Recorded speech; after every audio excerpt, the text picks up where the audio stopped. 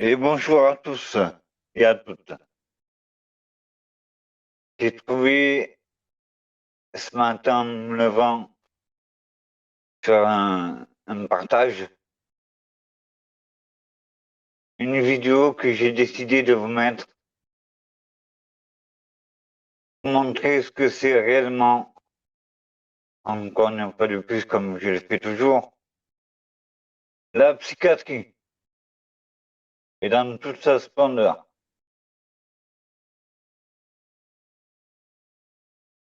Nous voyons une dame qui raconte donc ce qui lui est arrivé et c'est très très très grave.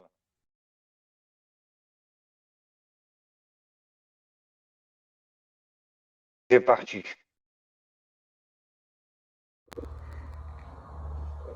Voilà, je vais vous raconter l'histoire. J'arrivais des États-Unis et un peu de temps après, j'ai rencontré des émigrés. Comme ils parlaient anglais et pas français, j'ai fait un peu de bénévolat. J'ai eu des étudiantes algériennes qui venaient passer des équivalences de maîtrise. Et il y a des racistes qui ont commencé à me lancer des pierres, à m'insulter. Et je les ai rencontrés en chemin. Ils m'ont attrapé, lui, Lucas Brun, agent hospitalier à Esquirol, me tenait les bras derrière le dos, une espèce d'armoire à glace de 20 ans, et sa mère m'ouvrait les jambes, et j'étais allongée sur le dos, et elle me défonçait le vagin à coups de pied. Voilà.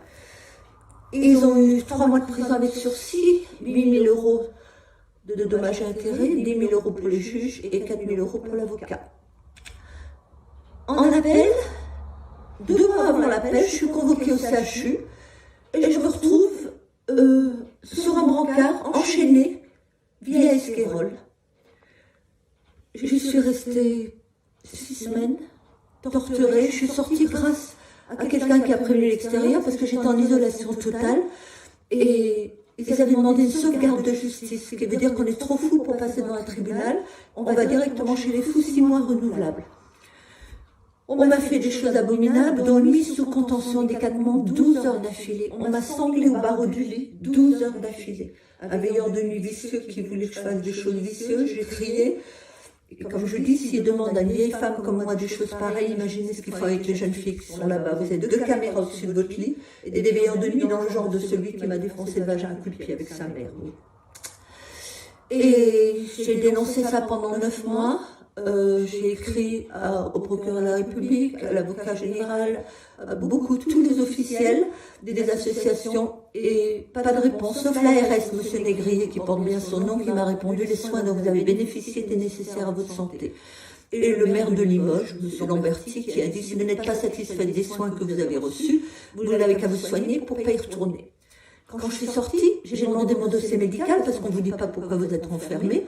Et il y avait marqué que j'avais menacé des hommes de mort, que je laissais les sans-abri gérer mes comptes, que j'avais de l'épilepsie que je ne voulais pas soigner, que j'avais donné une voiture à une Algérienne, seule chose vraie, et que je faisais des dépenses inconsidérées. J'ai prouvé que le voisinage a fait une pétition, comme quoi j'avais jamais fait de mal à personne, j'étais une brave personne, toujours de bon service. J'ai prouvé que j'avais un gros pactole à la banque en assurance vie, géré par les sans-abri du Crédit Agricole, ma foi. Et quant à l'épilepsie, j'ai fait faire des électroencéphalogrammes en prouvant que je n'avais pas de l'épilepsie. C'était les piqûres qui faisaient qui m'avaient fait convulser. N'ayant toujours pas de réponse, je suis allée 9 mois plus tard en personne au commissariat. Ils m'ont dit: Madame Thierry, revenez demain. J'ai dit à une jeune étudiante qui était chez moi: Fatma, Madame Thierry, mais on n'a pas envoyé de dossier au commissariat. Comment ils savent mon nom? Fatma me dit: n'y va pas. J'ai rigolé en disant: on n'est pas en Algérie ici, Fatma, on est en France, pays de la liberté, hein, des droits de l'homme. Donc je suis allée, et arrivée là-bas, j'étais à peine assise devant la commissaire, qu'ils m'ont attrapée par derrière et ils ont forcé le liquide dans ma gorge. Buvez, c'est du café. Je me suis réveillée 6 heures plus tard à Esquirol, avec un arrêté préfectoral comme quand j'étais un danger aux personnes mis sur informatique nationale.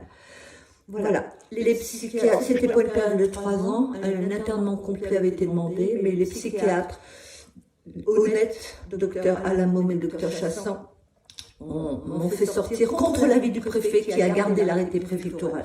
Donc je ne peux plus aller chez le docteur parce qu'ils appellent l'Esquirol. Les pompiers sont venus me chercher en novembre, ils ont failli défoncer la porte, le voisin a vite sauté dans le camion. Arrivé à Esquirol, ils ont dit on voulait juste savoir si vous faisiez bien 3 repas par jour.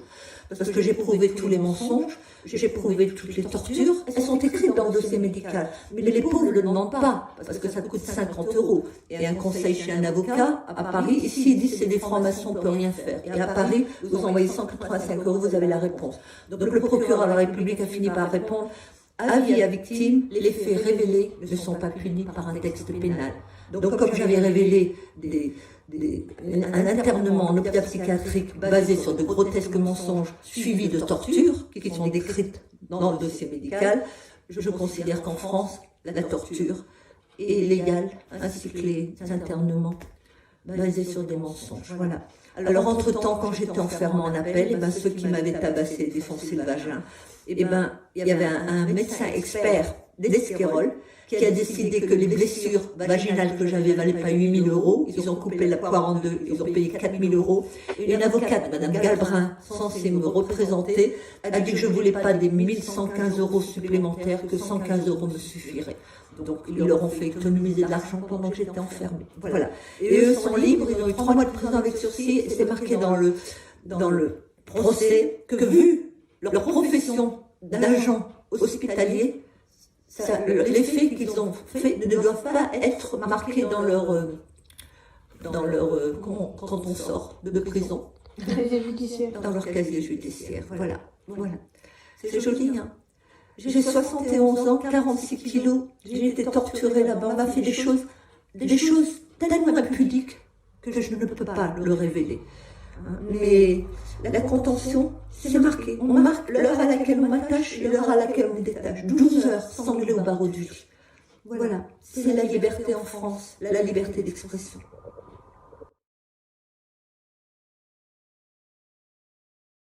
Bien.